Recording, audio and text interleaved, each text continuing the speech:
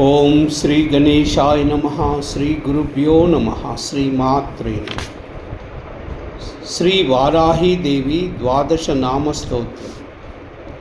अस्य श्री वाराही द्वादश नाम स्तोत्रस्य अश्वानन ऋषिः अनुष्टुप् छन्दः। श्री वाराही देवत श्री वाराही प्रसाद सिद्ध्यर्थं सर्व संकटहरण जपे विनियोगः। पंचमी दंडनाथा च संकेता समयेश्वरी तदा समय संकेता वाराही पौत्रिणी शिवा। वार्ताली च महासेना आज्ञा चक्रेश्वरी तदा अरिग्नि चेति संप्रोक्तं नाम द्वादशकं मुने। नाम द्वादशदा विघ्ना वज्रपञ्जरमध्यगा संकटे दुःखमाप्नोति न कदाचन मानवः। ॐ पंचम्यै नमः। ॐ दण्डनाथायै नमः। ॐ संकेतायै नमः। ॐ समयेश्वर्यै नमः। ॐ समयसंकेतायै नमः। ॐ वाराह्यै नमः। ॐ पौत्रिण्यै नमः।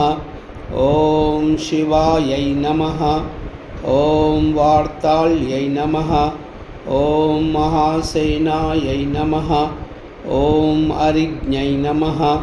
ॐ आज्ञाचक्रेश्वर्यै नमः। ॐ अरिज्ञै नमः।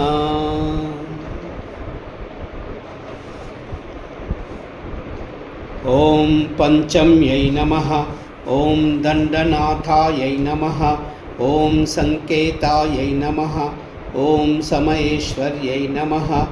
ॐ समयसंकेतायै नमः। ॐ वार्ताल्यै नमः। ॐ वाराह्यै नमः। ॐ पौत्रिण्यै नमः। ॐ शिवायै नमः। ॐ वार्ताल्यै नमः। ॐ महासेनायै नमः। ॐ आज्ञाचक्रेश्वर्यै नमः। ॐ अरिज्ञै नमः। ॐ पंचम्यै नमः। ॐ दण्डनाथायै नमः। ॐ संकेतायै नमः। ॐ समयेश्वर्यै नमः। ॐ समयसंकेतायै नमः। ॐ वाराही नमः। ॐ पौत्रिण्यै नमः। ॐ शिवायै नमः। ॐ वार्ताल्यै नमः। ॐ महासेनायै नमः। ॐ आज्ञाचक्रेश्वर्यै नमः। ॐ अरिज्ञै नमः। सर्वमंगल।